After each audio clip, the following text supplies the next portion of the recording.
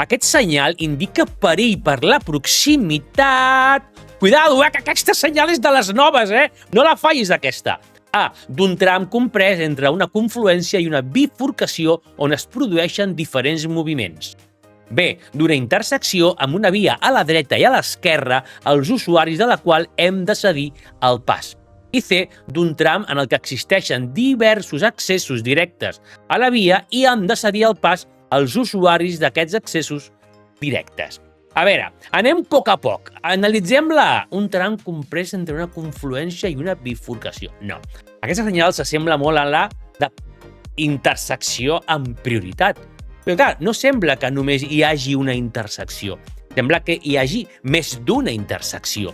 Veritat? La A la descartem. No és un tram comprès, una confluència, una bifurcació. No. A veure, David, una intersecció amb una via a la dreta i a l'esquerra. Clar, una intersecció no, fixa't que estan escalonades.